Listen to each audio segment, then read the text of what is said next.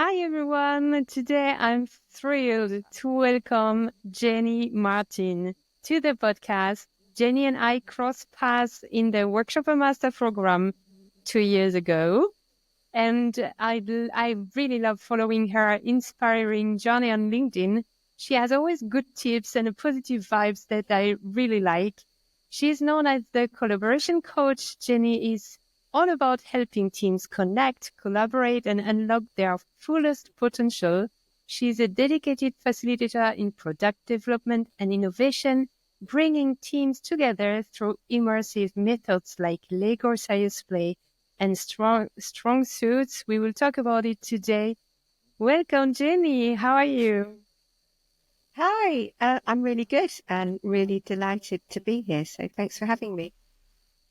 So we know each other since 2 years. You were hmm with me in the Workshop and Master program.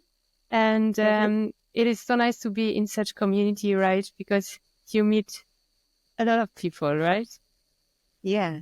Suddenly you feel sort of surrounded by your crew. I Yeah. don't know if you felt like that as well, but yeah, I felt like all of a sudden I was surrounded by people who are ready to hold space for me. If you know what I'm used to being the one doing that for everybody else. So yeah, quite a nourishing experience. Yeah. Yeah, like a tribe where you can finally find people who are as much excited as you are in leading groups to solve problems and foster creativity, right? Yeah, absolutely. Jenny, can you tell me a bit more about your background? Sure, you've done a lot of things before you fall into facilitation. Yeah, sure. So I took a degree in psychology and then really didn't know what I was doing and just fell into a tech consultancy company and just spent 25 years working with tech teams before I knew it. So I was working on big delivery teams, agile stuff, um, running teams, delivering big projects. And back when Agile became a thing in the early 2000s, I was really drawn to all the really collaborative parts of that, where people were actually doing work together and co-creating. And at the time, people didn't really know how to collaborate. So they knew they needed to work together, but they didn't really know how to do it. So I found myself running lots of workshops and facilitation within teams, within organizations I was working within, and trying to develop new methods to help break down silos and help them work together and get work done together. And so I guess I set up my own company back in 2011, where Uh-huh. I started running training in these collaborative software development practices and product development stuff. I was able to do that because I took a job at a startup. So I was able to kind of do both, which allowed me to grow my training business as well as having, some employment. So I was an agile coach as well, consulting. I did my Lego Serious Play, master trainers training 7 years ago. So I was using that within my training and within software development teams. And then 3 years ago, I became completely independent. So I made a decision to stop doing any consulting while I was actually embedded with teams and just focus on pure facilitation, training, workshops, workshop design, all of that stuff. So that's what I've been doing for the last 3 years. And I've been, I know you're going to ask me about this, but I've been gravitating through that time. I've been gravitating more towards the people stuff and the psychology stuff, the stuff that's always really motivated me, Yeah. seeing teams flourish. So I've been doing more of that, which I've been really happy about. So it's been a real privilege for me to be working more with teams and high performing teams, as well as continuing the kind of product stuff as well. So it means the circle is not closed, but you study psychology, you didn't know what to do. And now, Mhm. years after, you are working exactly using what you've learned from the beginning, right? Yeah, and it's a kind of interesting journey because that first sort of 15 years working in this big tech consultancy company, everybody around me had IT degrees, and my psychology degree was a bit of a dirty secret. Do you know what I mean? They sent me to Dallas and tried to train me up and turn me into a programmer, which never worked. I spent 4 months in Dallas at this boot camp. Yeah, none of that stuff ever worked. So I've clawed my way back.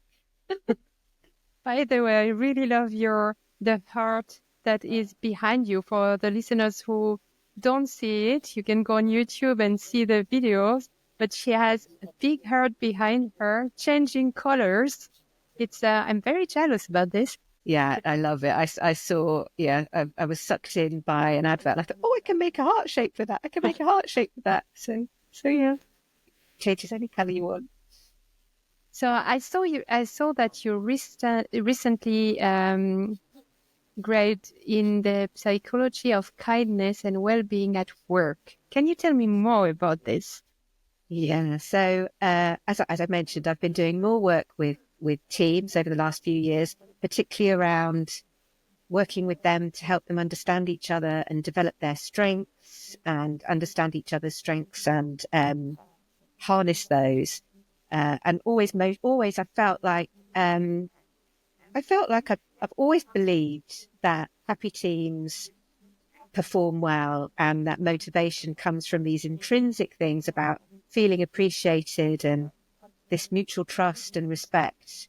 I've always believed that. And then this advert popped into my social feed somewhere about the post-grad in the psychology of kindness and well-being. I was like, I can be qualified in kind. I have to do this. I have to do this. I have to do this. And it's a brand new postgrad at the University of Sussex with lots of new research on kindness and well-being. And so, yeah, I did that. I finished that earlier this year. It was much harder than I thought it was going to be. But I really enjoyed it. So it was so rewarding spending all that time with other folks who deeply care about other people and compassion and spreading kindness and understanding and those kinds of things. And then to unpack all of the science behind it and explore all of the evidence, all of the recent evidence that's there that kind of says, I was right all along about this stuff in terms of what motivates people. It was really, really, really great. And it's given me, I'm a bouncy, smiley, happy person. I turn up in a love heart jumpsuit or something like that. It's given me more credibility than just a big smile. So yeah, it's been absolutely fascinating, and that's drawn me even further into this work with teams that I've been doing that I was mentioning. Yeah, because you mentioned your deep will to help team flourish. What does it take to make individuals or a whole team flourish? What are the key elements? So there's so much to it. I mean, in my degree, in my postgrad, right? So one of the most well-known frameworks now is a framework called PERMA, which stands for positive emotions, engagement, relationships, meaning, and accomplishment. And so all of those independent things are really well researched to demonstrate that these are the fundamental things that drive our well-being. And of course, this is true in the workplace as well. So flourishing, all of those things about having a team really strongly aligned to a goal and a sense of purpose, that what they're doing ideally has some stronger meaning for them, that that their personal values are lining up with a bigger cause. That's where you really get extremely engaged team. In terms of flourishing individually, it's all about being accepted and understood and being yourself and being appreciated, and all of those psychological needs that we have as humans.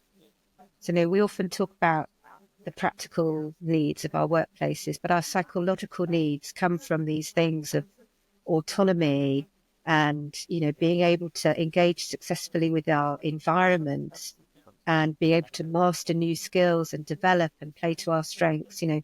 These are our psychological needs, and we need these things to be met in our workplaces in order to flourish, and often they're not met. And so, my concern when I'm trying to get teams together is trying to meet those needs, meet those psychological needs as humans. And of course, terms like psychological safety and things like that come into there. So many things at play. Yeah. And okay, and how do you create this psychological safety when you start to work with a team?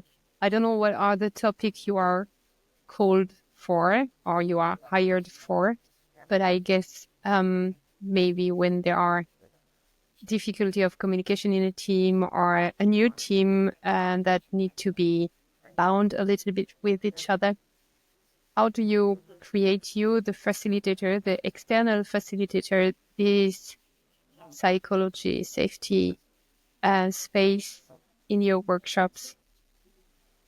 Yeah, that's a really fundamental thing, isn't it? And it applies to every single training course or workshop, regardless of what the subject is. So I run public speaking training, which of course is very important for people to build their confidence and feel like they're able to fail and make mistakes and kind of expose their kind of own vulnerability. So that's quite an extreme side. But even in a product development training session, it's still important in order for people to contribute. So, in terms of psychological safety, people need to feel safe to learn, safe to contribute, and safe to challenge. Those are sort of a set of steps to achieve that.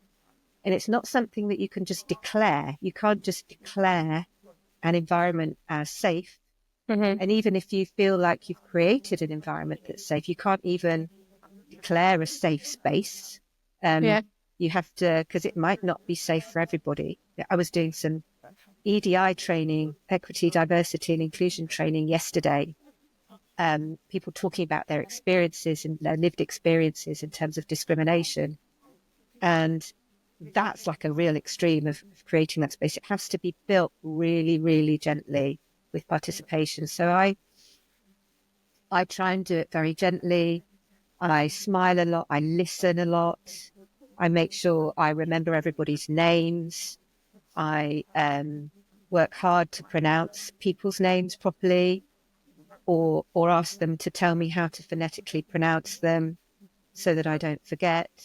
So I do warm-up games where everybody hears and learns everybody else's names so that they can properly involve each other. I make sure that I go to people who are naturally a bit more reserved and give them time, not Yeah. just time to answer a question, but time to think. So it's really important in our training that we provide time to think. Yeah. So that some of us, like me, I'm dancing around, performing, I'm an extrovert. I'll come very quickly with my thoughts, very, very quickly with my thoughts. I always think I know the answer.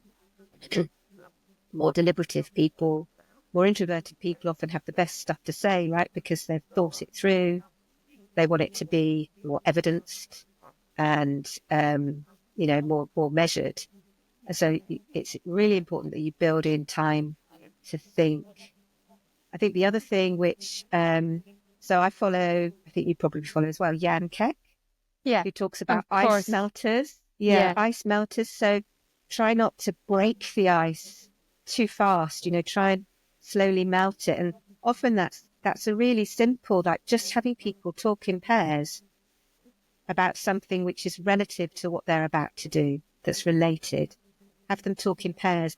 And that sort of sets the expectation for participation. And of course, you can't hide from a pair. Everybody contributes. So, because there's so much to it. There's so much to it. I often, at the beginning of a session, will ask the group, what do we need in here to feel that we're able to contribute to our fullest? What does that mean for us all? How does that look?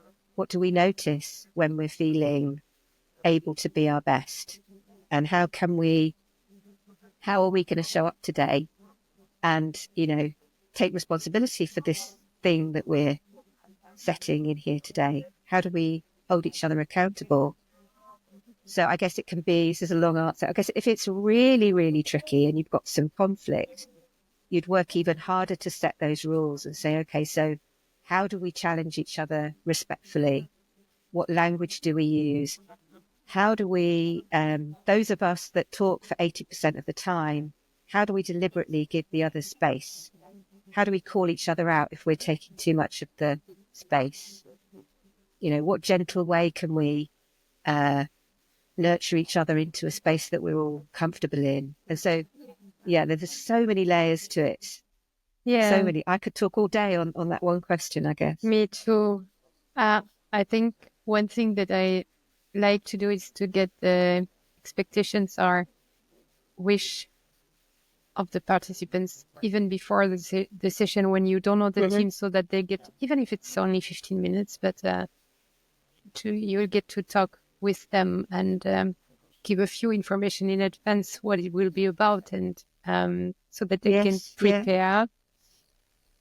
And as you said, and as Jan say in his beautiful course he's doing about the ice. Iceland, yeah. Sorry, I've done it. I've done his course. I've done his course. Yeah, it's great. you've done it. Yeah, he Yes, explained yes, me. yes. He was on the podcast. He explained the same, that you cannot break from the beginning. You have to go slowly and to always have points where you maybe also bring people together to talk in small groups. Like you said, also giving a time to think and reflect and also digest information. So sometimes we have to be just silent as a Yes, facilitator. It gives not only the space for the introvert to think and pose their thoughts, but also the extrovert to not react and to take a few minutes to think. So I love yeah. this. You know that you have a lot of methods you like to use and tools you like to use in your workshops to foster also creativity or to foster alignment. Let's talk first about legal serious play. You certified, you told me 7 years ago. 7 years 7 years ago. ago. Yeah, yeah. Yes. Oh, it's wonderful. So the training that I went on, I think you can do different types of training now, but I did a 4 day immersive training in becoming a Lego Serious Play facilitator. And I embed it in almost everything that I do. I don't always lead with it or say this is Lego Serious Play, or I do run Lego Serious Play workshops, but I build it into almost everything I do, just a little bit. And one of the reasons for that is because the things we were just talking about, it's really, really useful for. So giving time to think is just extremely useful. So when you use Lego Serious Play, if you don't already know about it, you essentially answer questions with Lego. You pose a question or a challenge, and you'll build a model that represents the answer. And so it's storytelling and metaphor, and the building part is in silence. And so it gives the build part for a typical question tends to be between about 6 and 10 minutes. And so you have 6 to 10 minutes of silence, and that gives you time to answer. It gives you time to think. And often things that you didn't even know you believed or thought surface during that time. And then when you share your model, it's not at all political. You can only talk about what's on your model, right? So there's no ego, there's no politics, there's no he said, she said. Your model is always completely right, and it represents your thoughts. And so it can't be challenged. And so in the third stage, so first of all, you pose the question, then you build. The third stage is sharing your model. And I encourage everybody to just watch and listen and give the person the gift of their attention as they describe their thoughts and models, and be curious about it.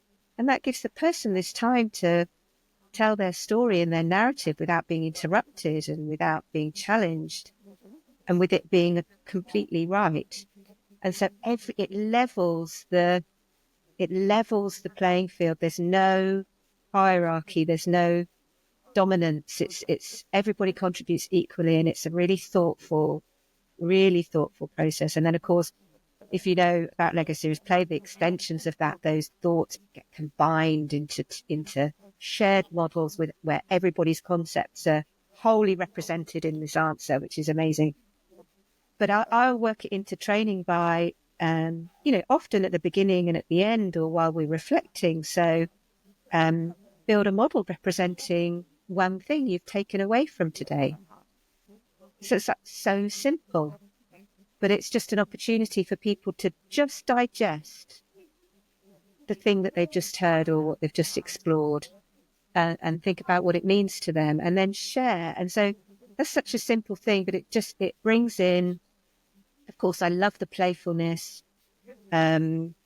People stay engaged with it. So it's really good to do in the afternoon when you get that slump. It's wonderful stuff. Wonderful stuff. I do in my product delivery 3-day course. At the beginning of the first day, I don't know if you know Sharon Bowman's Training from the Back of the Room. Yes. The most wonderful. Yes. Yeah. So many trainers follow this. The 4 C's. I'll see if I could do it now. Connections, concepts, concrete practice, conclusions, right? So this is like the 4 C's that you're trying to use within your training. And so at the beginning, as part of connections exercise, I ask everybody to build a model that represents a pain that they're experiencing in a typical Agile team or a typical project team or a typical product team. And these universal thoughts come out, like customers up on pillars, and teams and business team, engineering teams and business teams facing different ways, and big bridges and obstacles and complexity. These things always come out in the models. And we build it into a shared model of pain, and we put it on the table. And these are our pains. We do that right at the beginning, gets everybody connected, sets the context. It gives me a chance to understand the challenges that they're facing and for them to explain them. And then each day, at the end of the day, we come back to it and say, okay, some of the things that we've done today, how do they help with these challenges, this monster that we've built? And the team will say, oh, I think we can take this bridge down now. Or I think we can make the customer face this other way. Or I think we've brought these 2 teams together with these practices and techniques. And then I notice through the training that people will be talking about something and they'll point to the model because they're using it as a shared ubiquitous language about the challenges that they face. So yeah, it's extremely powerful. I know I've given you these really long answers. Extremely powerful for all of those things. No, I love this. You're really passionate. I'm passionate yes, about you it. are. You are. I just use Legos, and I'm not a Lego Serious Play certified person. Absolutely not. But I got this exercise from a friend of mine. You know her, Andrea Stefanescu, and I use this exercise very, very often when I'm working with teams who need to change perspectives or need to understand that everyone in a team has different perspectives. So I use the duck building exercise. Yes. Means that they have exactly the same blocks, and they have, I don't know, 6-7 minutes to build a duck. And with the same elements, they come out, of course, with different ducks. So Yes. this shows that, so the metaphor here is just that even if you get the same information as your colleague, maybe you digest the information differently and you come with another output or other thoughts. And so I love to use this exercise, but I really like the way you speak about Lego Serious Play. And I know that when you do things with the hands, it stimulates your thinking and creativity. So even leaders are very happy to use the Lego blocks. The best is not to tell in advance that you will use it, because sometimes if they can't imagine what it is, they are maybe not, on board with this. But when Hmm. you use it in your session, it's really impactful, and people actually love to do this. Yeah, yeah, they do. Okay, there is another method. So we talked about Lego Serious Play. We talked about the training from the back of the room.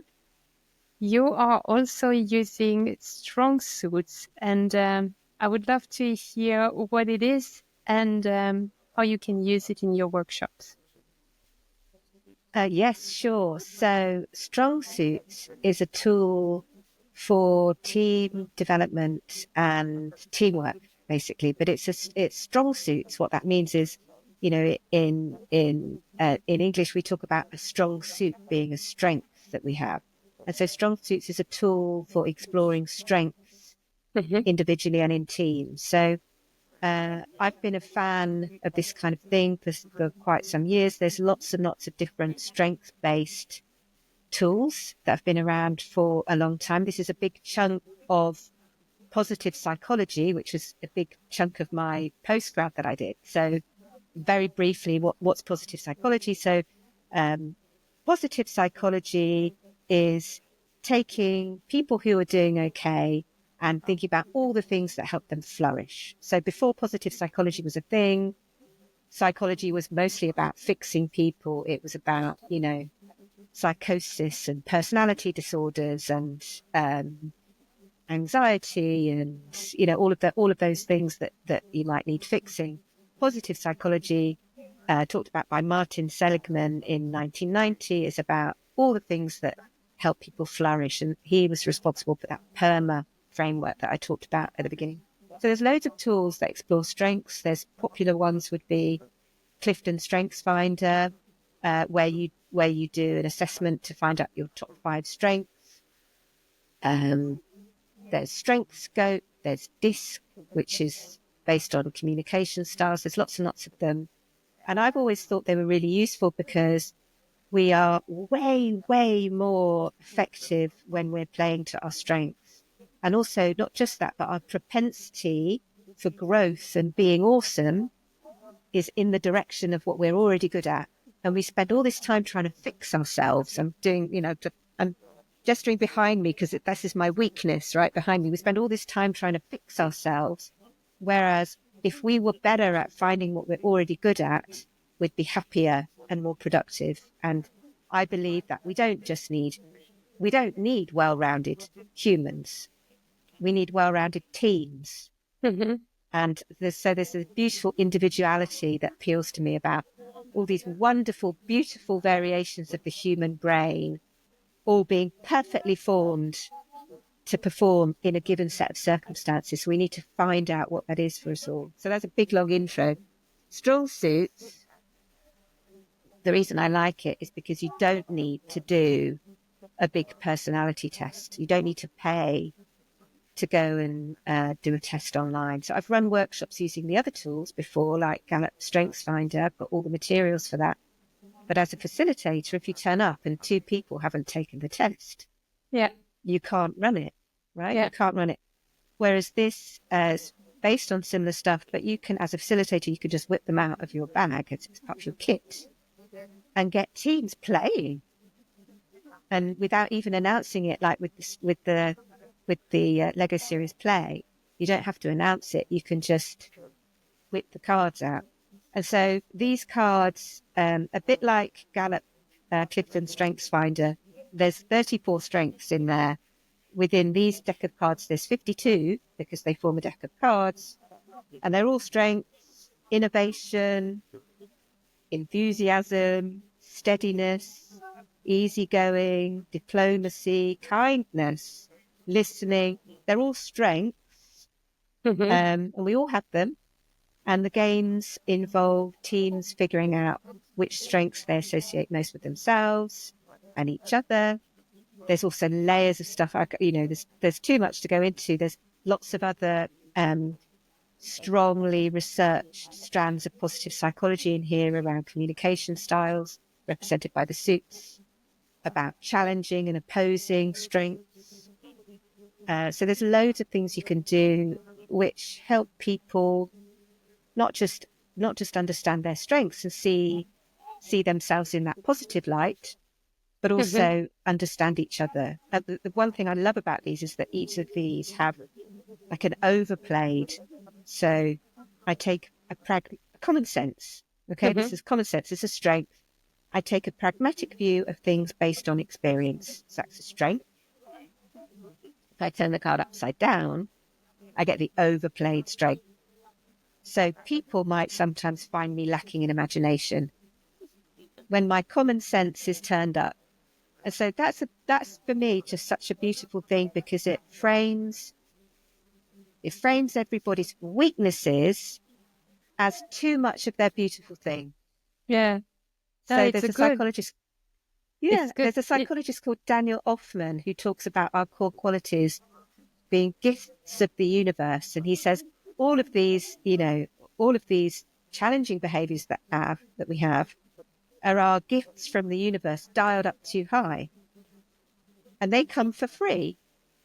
We have these qualities and these pitfalls that are too much of our strength. They come for free, and if we could understand better that when we're seeing something in somebody else which we find challenging, it's often too much of a good thing, Yeah. then we get better at empathizing with them. So there's so many that I could talk about this for a long time. There's so many different ways that you can use this, and I've been using it.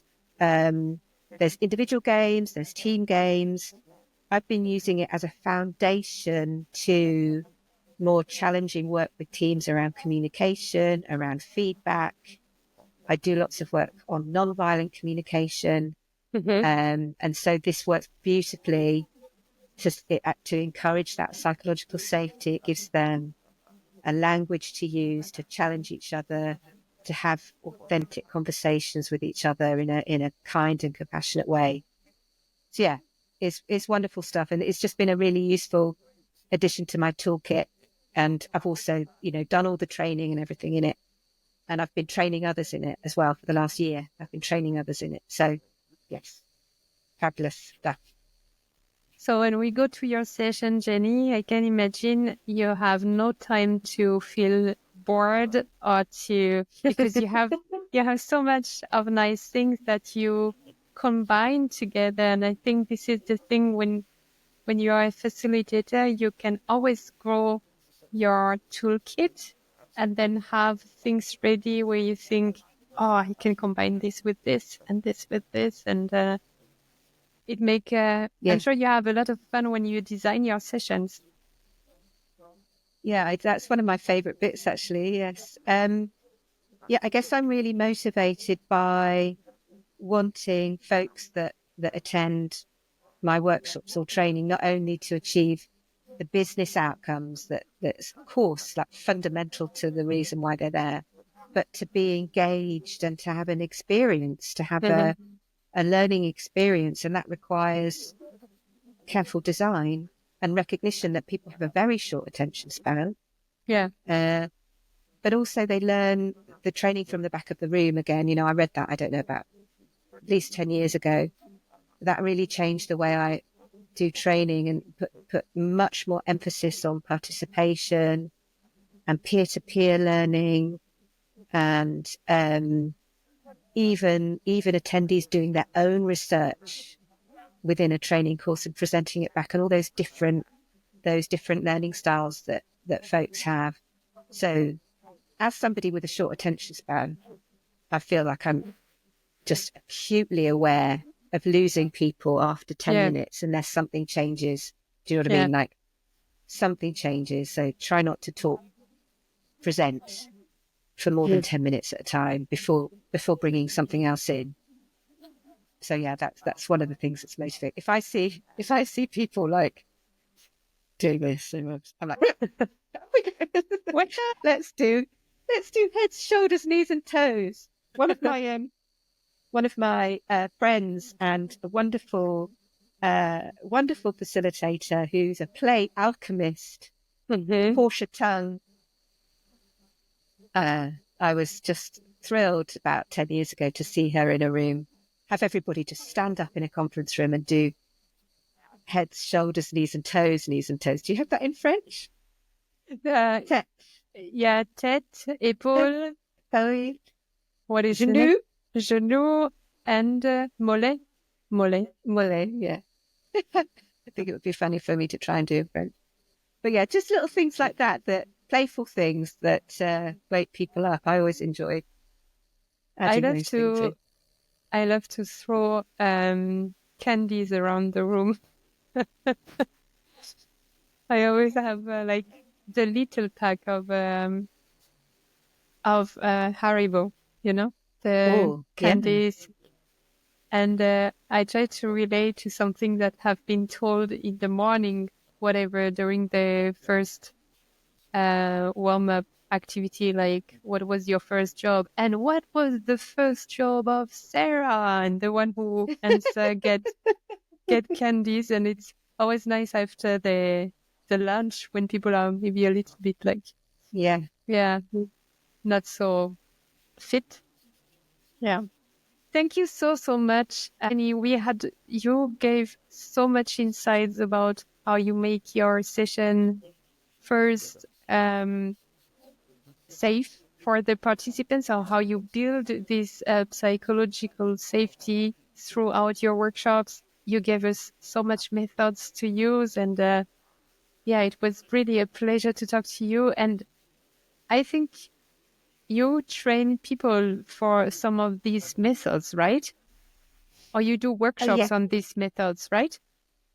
Yes, I run a lot of Lego Series Play workshops. I'm a trainer in StrongSuits. Yes, so I run in-person training for somebody. It's a 2-day training course to be a StrongSuits certified facilitator, and there'll be some remote training offered from next year. But there's my colleague Ryan is also running remote training as well this year. So if you head to the StrongSuits website, you can find all the training dates. And it's just StrongSuits, one word, and you'll find all the training available. There's other trainers as well. Yeah. But you will find all the information concerning Jenny in the show notes. Jenny, thank you very, very much for your big smile, for the heart-changing color behind you, and for your kindness. It was a real pleasure to have you here. Oh, thank you, Natty. I've really enjoyed it. Yeah, I've had a big smile for the last 45 minutes. Yeah, I hope it stays on. Thank you, and have a great day. Bye-bye. Thank you. Bye-bye. I hope you enjoyed this episode. Don't hesitate to contact our guest. You'll find all the information in the show notes. And hey, if you like the content of There's a Workshop for That, please give it a 5 stars on your podcast app. And you can also subscribe to our YouTube channel, La Workshopeuse. Also, I'd love to read your comments, suggestions of guests, or any question you have. For this, use the form called Hey Natty in the show notes. And until our next episode, I wish you good health, success, and lots of happiness. Au revoir!